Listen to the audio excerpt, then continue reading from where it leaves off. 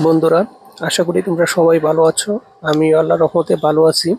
আহ, বাসায় ফেরার পথে একটা পার্ক পড়ে, সেটার নাম চাইনিজ গার্ডেন।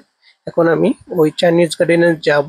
যদিও আমি একটু টায়ার্ড, তো চিন্তা করলাম কাজ শেষে বোরিং লাগতেছিল, একটু পার্কের ভিতর ঘোরাফেরা করলে মনটা ভালো হবে। মৃদু বাতাস বইছে, মৃদু বাতাস, বাতাসের মধ্যে একটু হাঁটাহাঁটি করলে, যদিও রোদ রোদ আছে, মোটামুটি ভালো রোদ। এখন 5:30, 5:30। তো দেখি, দেখো পাখি আকাশে উঠতেছে, ভালোই লাগতেছে।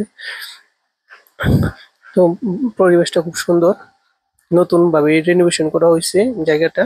তো আমরা ওই গির্জা বা একটা পাগোডা বলে ওইটার ওটার চিন্তা ভাবনা দেখি, এটার উপর থেকে ভিউটা বোধহয় আরো বেশি ভালো লাগবে, যেহেতু মৃদু বাতাস। ওইটার উপর উঠলে একটু ভালো লাগবে মনে হয়। চলো এটার উপরে উঠা যাক, আমার সাথেই থাকো। দেখি আমি এটার ভিতরে দিয়ে উপরে ওঠা যায় কিনা। মনে হচ্ছে কাজ চলতেছে, মনে হচ্ছে এখনো কাজ শেষ হয়নি। তো দেখি যদি গেট খোলা থাকে তাহলে উপরে উঠবো। আর এখান থেকে বাইরের পরিবেশটাও খুব সুন্দর দেখা যাচ্ছে। না, গেটটা তো বন্ধ, এখন আর উঠা যাবে না। তো কোনো করার নেই, এখন চলে যাব, অন্য এক সময় আসবো, উপরে উঠে দেখবো ভিউটা কিরকম। এই যে গরুর পাথরের খোদাই করা ঘরও বানাইছে, ভালোই লাগতেছে। এটাও তো পাথরের খোদাই করা সিংহ, আরে সরি বাঘ, এটা বাঘটা ভালো লাগছে। তো আজ আর নয় বন্ধুরা, ভালো থেকো, আল্লাহ হাফেজ।